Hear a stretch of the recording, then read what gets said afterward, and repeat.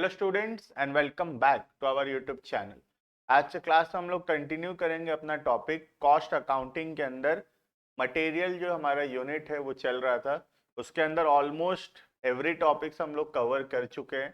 ये एक टॉपिक बचा हुआ है इसके अंदर, that is accounting for materials.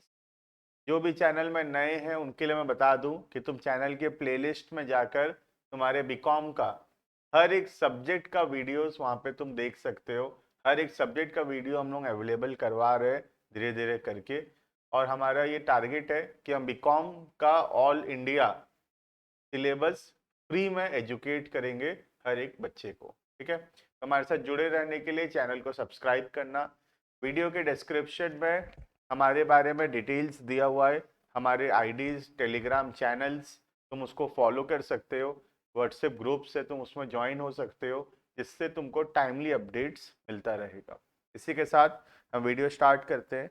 आज के वीडियो में हम लोग देखने वाले हैं अकाउंटिंग फॉर मटेरियल। मतलब हम जब सामान खरीदते हैं, when we purchase raw materials, ठीक है, हम उसको कितने प्राइस पे रिकॉर्ड करेंगे, हम कौन से प्राइस पे रॉ मटेरियल्स को रिकॉर्ड करते हैं, हम वो चीज ये आज के वीडियो में देखेंगे।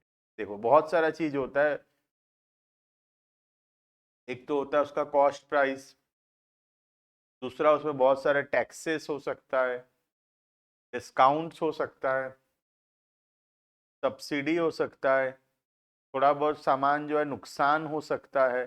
तो ये सब चीज को हम कैसे रिकॉर्ड करेंगे कॉस्ट अकाउंटिंग के अंदर, उसको हम बोलते हैं अकाउंटिंग फॉर मटेरियल्स। ठीक है, चलो तो देखते हैं कौन सा कॉस्ट इंक्लूड होगा और कौन सा कॉस्ट एक्सक्लूड होगा व्हेन वी आर वैल्यूइंग या when we are recording materials. Materials को जब हम लिख रहे हैं तो हम कौन से प्राइस पे उसको मेंशन करेंगे। ठीक है, स्टार्ट करते हैं। सबसे पहला, ट्रेड डिस्काउंट। ट्रेड डिस्काउंट होता है जब हम लोग बल्क में सामान खरीदते हैं, ह्यूज क्वांटिटी में सामान खरीदते हैं, तो हम को जो डिस्काउंट मिलता है उस डिस्काउंट को बोला जाता है ट्रेड डिस्काउंट। ठीक है, नॉर्मली हम अकाउंट्स में भी पढ़े हैं, ट्रेड डिस्काउंट में क्या होता है, जितना भी डिस्काउंट होता है डायरेक्टली माइनस करके हम उसको रिकॉर्ड कर देते हैं। जैसे कि अगर 1000 रुपए का सामान है और हमको 10% डिस्काउंट मिला है, कौन सा डिस्काउंट मिला है, ट्रेड डिस्काउंट, तो हम कितना में रिकॉर्ड करते हैं, डायरेक्टली सामान को हम 900 रुपीज में रिकॉर्ड करते हैं। दैट मीन्स हम जब रिकॉर्ड कर रहे हैं तो ट्रेड डिस्काउंट को हम माइनस कर देंगे। दैट मीन्स 1000 माइनस 100 कितना होगा, 900। तो हम कितना में रिकॉर्ड करेंगे, मटेरियल को 1000 में खरीदे बोल के रिकॉर्ड नहीं करेंगे, हम रिकॉर्ड करेंगे कि हम 900 रुपए में खरीदे हैं। ठीक है, तो वही लिखा हुआ है, trade discount is deducted from the purchase price if it is not shown A deduction in the invoice. अगर माइनस नहीं, माइनस किया हुआ है तो बहुत अच्छी बात है, डायरेक्टली प्राइस 900 लिखा हुआ है तो और माइनस करने का जरूरत नहीं है। लेकिन अगर माइनस नहीं किया हुआ है तो हम उसको माइनस करेंगे। ठीक है, तो बेसिकली ट्रेड डिस्काउंट को हम माइनस करते हैं और जो प्राइस आता है उतना में हम मटेरियल को रिकॉर्ड करते हैं। ठीक है, उसके बाद क्वांटिटी डिस्काउंट, ये भी सेम ट्रीटमेंट है क्वांटिटी डिस्काउंट का भी। जो ट्रीटमेंट तुम्हारे ट्रेड डिस्काउंट का है वही सेम टू सेम ट्रीटमेंट है क्वांटिटी डिस्काउंट का। ये भी क्या होता है, माइनस होता है। ठीक है, next, cash discount. Cash discount दिया जाता है जब हम लोग टाइमली या टाइम से पहले पैसा देते हैं, तो उस डिस्काउंट को बोलते हैं हम लोग कैश डिस्काउंट। ठीक है, तो कैश डिस्काउंट को हम डिडक्ट नहीं करते। मतलब जैसे हम 1000 रुपए में सामान खरीदे और बाद में हम लोगों को कैश डिस्काउंट मिला 5% का, तो 50 रुपया डिस्काउंट मिला और पे कितना करना पड़ा, 950 पे करना पड़ा। 1000 का सामान खरीदे थे, बाद में 5% डिस्काउंट मिला, कौन सा डिस्काउंट, कैश डिस्काउंट, तो हम कितना पे किए, 950। लेकिन हम गुड्स को कितना में खरीदे बोल के रिकॉर्ड करेंगे, 1000। कैश डिस्काउंट को हम माइनस नहीं करते, कैश डिस्काउंट को हम अलग से प्रॉफिट एंड लॉस अकाउंट में रिकॉर्ड करेंगे, लेकिन परचेज प्राइस से हम माइनस नहीं करेंगे रिकॉर्ड करते समय कैश डिस्काउंट। ठीक है, तो कैश डिस्काउंट में थोड़ा ट्रीटमेंट अलग है, कैश डिस्काउंट नॉट डिडक्टेड। ठीक है, उसके बाद और कोई भी प्रकार का सब्सिडी, कोई भी प्रकार का फायदा, इंसेंटिव्स कुछ भी मिलता है तो वो सारा का सारा क्या होगा, डिडक्ट किया जाएगा। तो गवर्नमेंट के तरफ से बहुत सारा सब्सिडीज मिलता है, इंसेंटिव्स मिलता है, तो वो सब क्या होगा, वो सब डिडक्ट किया जाएगा। ठीक है, तो बेसिकली डिस्काउंट एंड सब्सिडीज में सारा प्रकार का डिस्काउंट, सब्सिडी, इंसेंटिव्स सब माइनस किया जाएगा और उसके बाद ही गुड्स का वैल्यू रिकॉर्ड करा जाएगा। सिर्फ एक को छोड़ देंगे, कैश डिस्काउंट को, कैश डिस्काउंट को माइनस नहीं करेंगे, बाकी सब कुछ माइनस। क्लियर है इतना? तो this is all about the first one, that is our discount and subsidies. ठीक है, ये पहला पॉइंट था, डिस्काउंट एंड सब्सिडी। ठीक है, चलो नेक्स्ट में चलते हैं, ये पहला क्लियर हुआ। Next, duties and taxes. अगर कोई ड्यूटी लगता है, ड्यूटी मतलब कोई भी प्रकार का टैक्स ही हो गया एक प्रकार का, है ना, तो गवर्नमेंट के तरफ से या कोई भी और प्रकार का टैक्सेस लगता है सामान खरीदने में, सामान को लाने में, तो वो सबका क्या होगा। तो बेसिकली कोई भी प्रकार का टैक्स या कोई भी प्रकार का टोल चार्जेस, ड्यूटीज जो भी लगता है तब हम डायरेक्टली उसके कॉस्ट में ऐड कर देते हैं। ठीक है, लेकिन अगर ऐसा कोई सामान है जिसका हमको क्रेडिट मिलने वाला है, ऐसा कोई टैक्स है जिसका हमको क्रेडिट मिलने वाला है, क्रेडिट मिलने का मतलब होता है सरकार से बाद में वापस मिलेगा, वापस मिलने का इन द सेंस जब हम सेल्स करेंगे तो वो एडजस्ट हो जाएगा। ठीक है, तो क्रेडिट मिलने का मतलब तुम सोच लो एक बार के लिए, टैक्स का पैसा वापस मिलेगा। ठीक है, तो वैसे में हम लोग क्या करते हैं, हम लोग उसको इंक्लूड नहीं करते क्योंकि वो हमारा खर्चा है ही नहीं, क्योंकि वो पैसा सरकार से क्रेडिट मिलने वाला है, सरकार से वापस मिलने वाला है, तो वो हमारा कॉस्ट है ही नहीं, इसीलिए हम उसको इंक्लूड नहीं करते। और एल्स बाकी जितना भी टोल चार्जेस, टैक्सेस, ड्यूटीज जो भी लग रहा है जिसका क्रेडिट नहीं मिलेगा, वो सारे के सारे खर्चे को हम ऐड करते हैं to the cost of the material. ठीक है, देखना, तो वही लिखा हुआ है कि कोई भी प्रकार का टोल है, रोड टैक्स है, वो सब इंक्लूड किया जाएगा, कोई भी प्रकार का बेसिक कस्टम ड्यूटी है वो सब भी ऐड किया जाएगा। ठीक है, कस्टम ड्यूटी होता है जब हम बाहर देश से सामान मंगवा रहे हैं तो इंपोर्ट एक्सपोर्ट में लगता है। ठीक है, और ये जो एक है गुड्स एंड सर्विस टैक्स, ये थोड़ा अलग है। जीएसटी बहुत सुने होंगे, जीएसटी का मतलब गुड नाइट स्वीट ड्रीम्स नहीं, नालायक, गर्लफ्रेंड को लिख रहा है जीएसटी, गर्लफ्रेंड बोल रही है क्या भेज रहे हो बेटा, गुड नाइट स्वीट ड्रीम्स, है ना, ऐसा थोड़ी होता है। तो जीएसटी का मतलब है गुड्स एंड सर्विस टैक्स। तो गुड्स एंड सर्विस टैक्स का जो क्रेडिट होता है वो अवेलेबल होता है। ठीक है, इसीलिए हम उसको इंक्लूड नहीं करेंगे।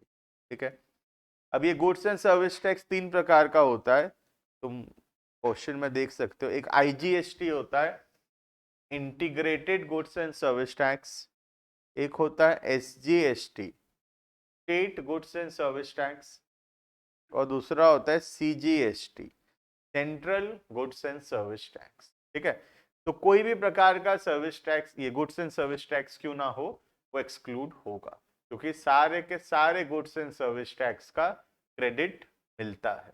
ठीक है, तो ये गया हमारा दूसरा point, that is about duties and taxes. तो ड्यूटीज एंड टैक्सेस को अगर हम समराइज करेंगे तो क्या बोल रहा है, ड्यूटीज एंड टैक्सेस में हर प्रकार का ड्यूटी या टैक्सेस इंक्लूड होगा एक्सेप्ट जिसका क्रेडिट अवेलेबल है, लाइक जीएसटी। ठीक है, नेक्स्ट, पेनल्टी एंड चार्जेस। अगर कोई भी प्रकार का पेनल्टी लगता है पेनल्टी या चार्जेस एक प्रकार का एबनॉर्मल खर्चा। एबनॉर्मल खर्चा मतलब ये खर्चा सबका नहीं होता है, ये खर्चा हमारी गलती के वजह से हुआ है। तो कोई भी प्रकार का पेनल्टी या कोई भी प्रकार का चार्जेस क्यों ना हो, अगर पेनल्टी या चार्जेस लगता है तो वो पैसा इंक्लूड नहीं करेंगे हम परचेज प्राइस पे, क्योंकि अगर हम उसको इंक्लूड करने लग गए तो हमारा परचेज प्राइस इंक्रीज हो जाएगा। अगर परचेज प्राइस इंक्रीज हो गया, कॉस्ट ऑफ प्रोडक्शन बढ़ेगा, और कॉस्ट ऑफ प्रोडक्शन बढ़ेगा तो सेलिंग प्राइस बढ़ेगा, और सेलिंग प्राइस बढ़ेगा तो मार्केट में प्रोडक्ट सेल नहीं हो पाएगा, क्योंकि कॉम्पिटिटर्स लोगों का ये नुकसान नहीं होता, ये खर्चा नहीं होता है। तो कॉम्पिटिटर्स लोगों का प्रोडक्ट सस्ता में मिल रहा है, हमारा प्रोडक्ट महंगा में मिल रहा है, तो हमारा प्रोडक्ट बेटा कोई खरीदेगा नहीं। इसीलिए जो एबनॉर्मल खर्चा होता है, ऐसा खर्चा जो हमारी गलती के वजह से हुआ है, बाकी लोगों का वो खर्चा नहीं हो रहा है, वैसे खर्चों को हम कभी भी कॉस्ट ऑफ प्रोडक्शन में ऐड नहीं करते। बिकॉज अगर हम हमारी गलती से होने वाले नुकसान को, खर्चा को ऐड करने लग गए तो हमारा कॉस्ट ऑफ प्रोडक्शन इंक्रीज होगा और हमारा सेलिंग प्राइस इंक्रीज हो जाएगा और हमारा सेल्स जो है वो गिर जाएगा। ठीक है, तो चाहे कोई भी प्रकार का नुकसान क्यों ना हो, जैसे कि नाम है डिमरेज, डिटेंशन या फाइन्स, पेनल्टी, सबका मतलब एक ही होता है, एक प्रकार का नुकसान।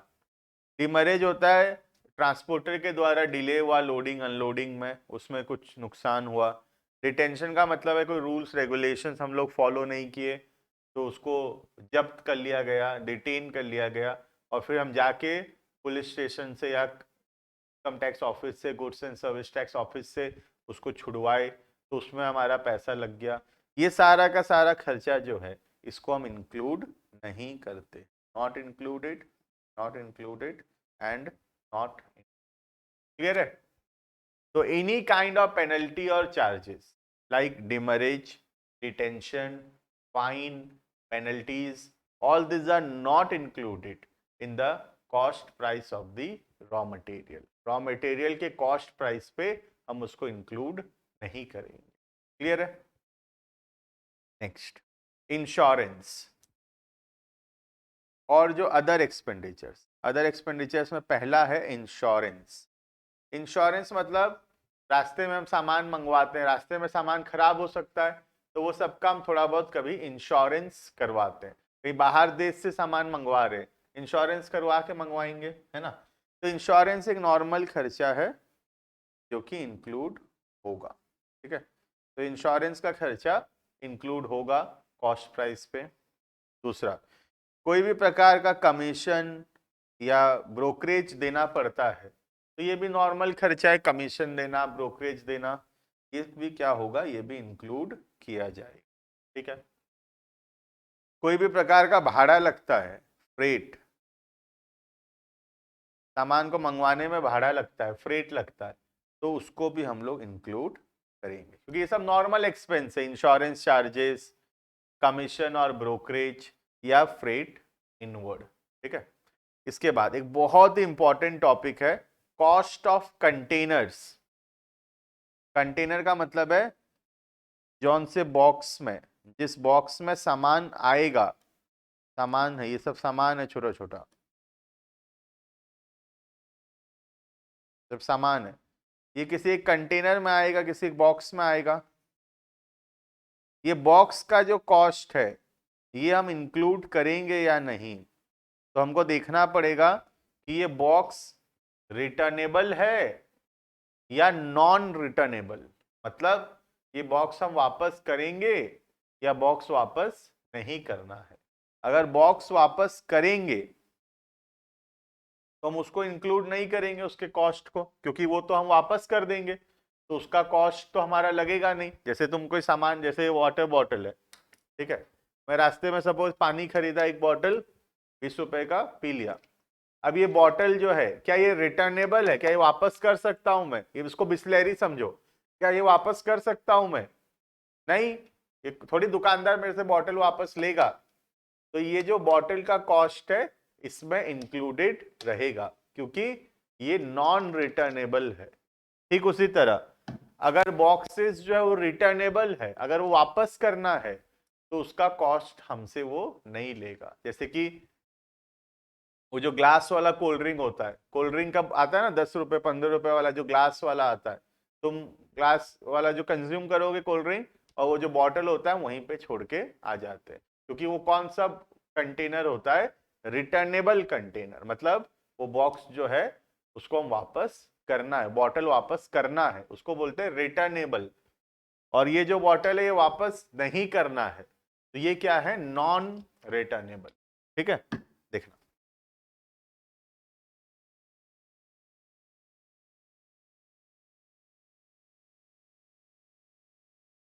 नॉन रिटर्नेबल अगर वापस नहीं करना है तो इसका कॉस्ट हमको कॉस्ट को ऐड करना पड़ेगा, क्योंकि खर्चा हो गया, कंटेनर वापस नहीं होगा तो कंटेनर का खर्चा हमारे हाथ से लग गया, तो ऐड कर देंगे कॉस्ट में। अगर कंटेनर रिटर्नेबल है, कंटेनर अगर वापस होगा तो उसका कॉस्ट हम लोग इंक्लूड नहीं करेंगे। ठीक है, समझ में आ रहा है, क्योंकि कंटेनर हम खरीदे, सामान रखे, कंटेनर वापस हो जाएगा तो कंटेनर का कॉस्ट इंक्लूड नहीं होगा, क्योंकि वो तो खर्चा हमारे हाथ से लगेगा नहीं, वो कंटेनर वापस कर देंगे हम, है ना।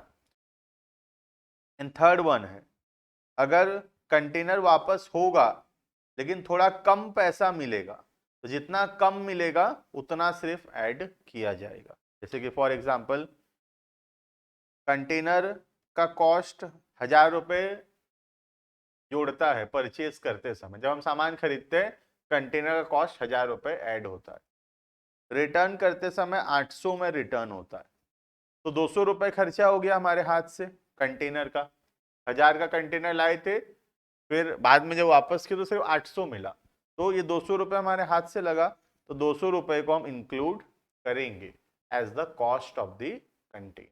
क्लियर है, तो आई होप ये कंटेनर वाला पॉइंट क्लियर है, ये बहुत इंपॉर्टेंट है, क्योंकि थोड़ा ध्यान से देखना, कंटेनर रिटर्नेबल है, नॉन रिटर्नेबल है तो क्या होगा। अगर कंटेनर नॉन रिटर्नेबल है तो कॉस्ट ऐड होगा पूरा, अगर कंटेनर रिटर्नेबल है, अगर वापस हो जाएगा कंटेनर तो वो ऐड नहीं होगा। और तीसरा, अगर कंटेनर रिटर्नेबल है लेकिन कम पैसा मिलेगा थोड़ा, तो जितना कम मिलेगा उतना का कॉस्ट सिर्फ हम लोग ऐड करेंगे। ठीक है, next last one, shortage. Shortage मैं तुमको ऑलरेडी पढ़ा चुका हूँ प्रीवियस वीडियोस में, इसमें इतना ही है कि अगर शॉर्टेज नॉर्मल है, नॉर्मल है मतलब ये नुकसान सबका होता है, हम चाह के भी इस नुकसान को कम नहीं कर सकते, खत्म नहीं कर सकते, ये नुकसान होगा ही होगा, जो भी ये बिजनेस करता है सबका ये नुकसान होता ही होता है, तो ऐसे नुकसान को हम बोलते हैं नॉर्मल, और इसको हम लोग ऐड करेंगे, इट इज एडेड, इसको हम इंक्लूड करते हैं।